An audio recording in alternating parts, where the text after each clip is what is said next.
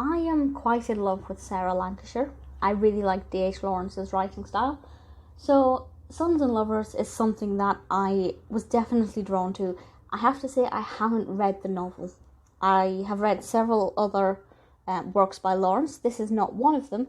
So this is my initial opinion of Sons and Lovers, both as the film, well, the TV series, and as a narrative. This is was a 3-hour TV movie that was over 2 parts, I believe. I got the DVD and watched them pretty much back to back, but I think it might have been shown over 2 sessions. This was in 2003, directed by Whittaker, written by Simon Burke, and of course based on the story by D.H. Lawrence. And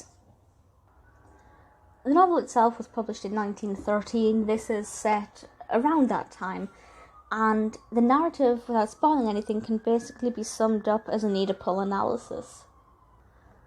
Our protagonist, Paul Morel, is played by Rupert Evans, and his mother, Gertrude Morel, played by Sarah Lancashire.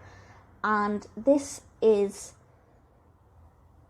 all about basically their relationship as mother and son, and the son's lover's romantic interests as he grows up. This does span across several years, and we get to know Paul as a character as he grows up and embarks on different things in life, and that's something that I always like. If it's going to be 3 hours, I want to be able to follow the character on their journey and know what their past was through seeing it rather than just being told it.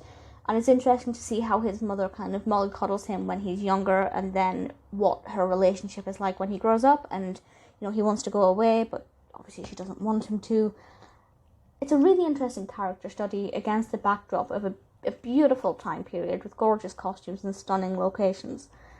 The novel itself, I don't know how it compares. As I said, I haven't read it. I really want to read it, but I want to distance myself from this TV film first. I want to kind of forget enough of this that I can read the novel with a relatively fresh pair of eyes.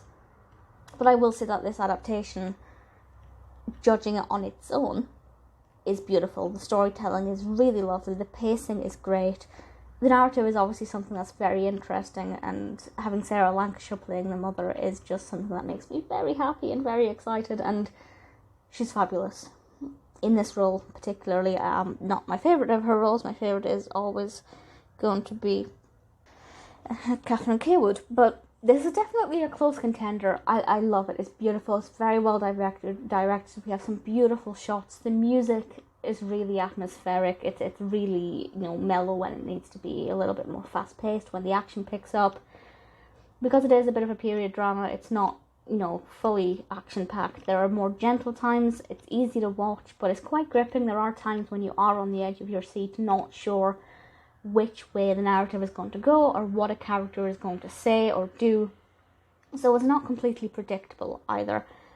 Paul is a character I really like, and I cannot fault this. I mean, the length, for me, I have a really short attention span, but 3 hours of Sarah Lancashire, I'll take it. It's really good. If you've read the novel, I would suggest watching this. I'd love to know how it compares, but maybe don't tell me actually.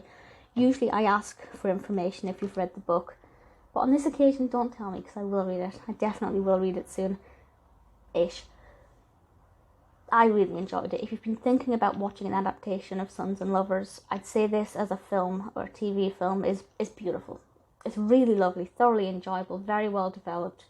The characters are brilliant, very well acted, and although I haven't got the original source material to compare it to, I do think that they suit the roles visually very well. The on-screen chemistry between mother and son, and also Sons and Lovers, it's enjoyable, it's great, it's brilliant. I'd happily watch it again.